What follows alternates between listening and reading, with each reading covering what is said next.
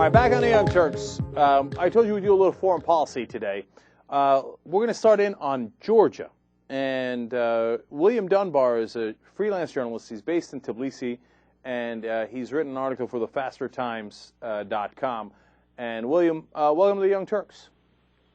Thanks very much.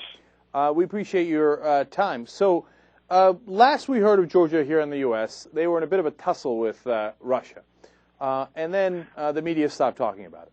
So what's happened since? Well, indeed, I guess, you know, the 2008 war between Russia and Georgia, which trumped the Olympics back then, was probably the first time that most people in the West had realized that Georgia was a place that wasn't just a part of the United States. But since then, I mean, what that war really ended up with is an incredibly uneasy stalemate, where you've got Russia having failed to achieve its real objective, which was getting rid of the current Georgian government, which is staunchly pro-Western, and installing a more subservient regime. And you've also got Georgia, whose leadership and whose people, indeed, were determined to join Western institutions, to join NATO, the EU, and to move forward as a democratic and pro-Western country. And those dreams have also, to a certain extent, been shattered by the war, because now you have Russian troops occupying 20% of the country. And what you've had since then is a really uneasy time where this stalemate could break at any moment and engulf the whole region in war once again. And no one really knows what's going on. And turbulence domestically in Georgia and pressure from Russia risks this spiraling out of control at any moment. But right now, it's essentially anybody's guess what's going to happen next. So let me get a couple of things right. First, Russia is still occupying 20% of Georgia? Well, the Russians, of course, said they're not occupying 20% of Georgia. They recognize the independence of two breakaway regions of Georgia, which were ethnically cleansed of their ethnically Georgian population. And Russia, by recognizing the independence of these regions, say that, no, in fact, they're protecting these regions from what they would describe as another Georgian attack. Now, that doesn't seem really, when you look at it, very credible. I mean, what you really have is the prize, which is Georgia, and these two breakaway regions, in Russia's eyes, probably a means to an end rather than any sort of goal in themselves. And so by you're having Russian troops there, that keeps Georgia out of NATO, that keeps Georgia retarded from its progress towards a sort of free and equal society we want, and that's basically what you've got at the moment. All right, so first of all, William, you're not in America, so you don't know the latest developments. We're not allowed to say retarded anymore. We have to say the R word. Okay, so... Sorry about that. Okay. By the way. All right, anyway, moving on from that. So, listen, the rest of the world thinks that those two provinces are Georgia's, of course. And so they don't recognize their independence, right? No one outside of Russia recognizes the quote-unquote independence of those. Well, that's not quite true. You've got Venezuela, who recognized their independence after a big, fat Russian loan, Nicaragua, who did it for extremely obscure reasons, and the tiny Pacific nation of Nauru, which has about 20,000 people, I think, who have also recognized these regions as independent countries. That actually means nothing in reality. But no, it's not just Russia. They do have a few friends in this sphere. Right. I knew that those Nauruans were going to get involved at some point.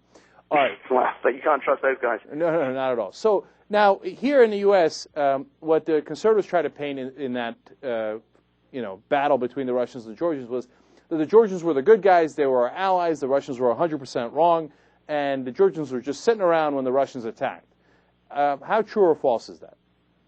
Well, that's not true. Obviously, it's much more complicated than that. But, I think certainly many neoconservatives and many right-wingers in America tried to portray this as a sort of new Cold War scenario, and that was simplistic, to say the least.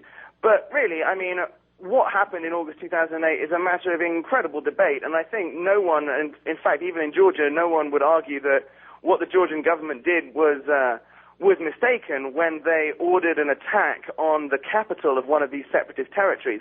But then what happened in the run-up to that attack was also pretty strong. You had these separatists who were backed by Russia, trained by Russia with Russian guns, Russian tanks, shelling civilian villages full of ethnic Georgians. And, you could argue that the Georgian government overreacted. You could say that they took a gamble.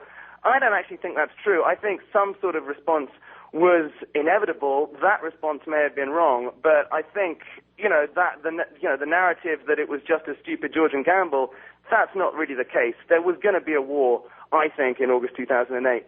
And I think where the Georgian government did make a mistake is they had the wrong war, and they could have had a war that would have ended better for them and would have ended with their reputation more intact than it is. But I certainly think that it wasn't Georgia's war, it was Russia's war. That doesn't make the Georgians the good guys, but it makes them the guys that got invaded, if you see what I mean. I know exactly what you mean. We're talking to William Dunbar from the Faster Times. We've got about a minute left. So what's the status of the leader of Georgia now? I mean, is he this champion of democracy and the good guy that he was painted out to be here, or is the situation a little bit more complicated? Well, of course it's a little bit more complicated. He's not a champion of democracy, but then he's not a dictator either. He's a sort of uneasy mishmash. He's somewhere in the middle. He's got authoritarian tendencies, or at least his government does, but at the same time, this isn't North Korea. It's not even Russia. If you compare Georgia to the other countries in the region, like Armenia or Azerbaijan, then it's doing so much better. I mean, I wouldn't be able to have this conversation with you if I was sitting in Armenia or Azerbaijan, and certainly not in Russia, and that says a lot. But I think the thing is that the Georgian people, they don't want to be judged against those post-Soviet standards. They don't want to be judged against Belarus and Kazakhstan. They consider themselves part of Europe, and they want to be judged against Poland, France, and the Baltic states, and not against these post-Soviet countries. And I think the biggest failure of the Saakashvili government, Saakashvili being the president, is that Georgia still remains lagging in that category of semi-democracies that are coming out of that Soviet legacy, and it hasn't achieved that fully fledged European democratic status yet, which is what Saakashvili promised he would do. He's not a dictator, but he does have worrying tendencies, and we're going to have to wait and see how it's going to pan out in the end. All right, William Dunbar, very informative. I really enjoyed that. Thank you so much for joining us. Thank you. All right, everybody can check out William's article on thefastertimes.com. We'll be right back.